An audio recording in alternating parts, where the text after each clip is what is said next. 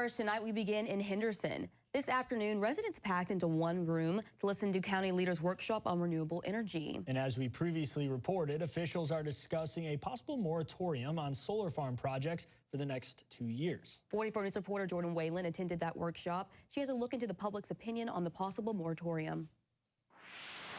The meeting centered around discussions about implementing a 2-year moratorium on new solar farm permits and the broader impact of green energy projects in the county. Tuesday's Fiscal Court workshop in Henderson County was not a typical meeting. The room was packed with community members eager to hear the discussions about renewable energy projects that could shape the future of the county. Many in attendance expressed their support for the moratorium. These energy projects haven't created any jobs locally. These are out-of-town folks, but at the end of the day, they're still jobs. I think that we've seen the issues that have been created by them to our local infrastructure and to the safety of the community. It's enough risk that we need to hit pause, and I think they see that. This moratorium, if approved, would not be a permanent ban, but rather a 2-year pause that would allow the Fiscal Court to consider and address the possible impacts these solar installations may have on public infrastructure. As you all know, Henderson County created its solar ordinance back in 2019.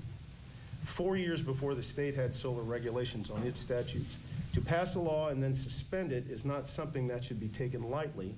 The idea is to give some extra time to see how these large solar projects could affect roads, drainage systems, and other infrastructure concerns that have only grown as solar developments have expanded. Specifically on how drainage impacts county roads and ditches, road glare, which could impact folks driving on county roads, vegetative buffers and bonding, both parts of our current ordinance. Residents of the city of Henderson are looking at how Robarb, Kentucky added thousands of acres of solar panels and how that has impacted their community. I don't think there was any intention of it being that big in the county, and it is now, and may very well get bigger. There's been some wildlife with fencing. There's fencing all around the fields that it's disrupting some of the habitat, a lot of the habitat. The workshop included discussions not only on solar farms themselves, but also on other green energy initiatives, such as battery energy storage systems and even wind turbines, which could also receive a moratorium, but they are focusing only on solar farms at this time. The Fiscal Court is expected to draft a formal letter and may even vote on the proposed moratorium during their next meeting.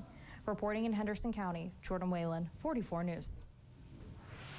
Thank you, Jordan.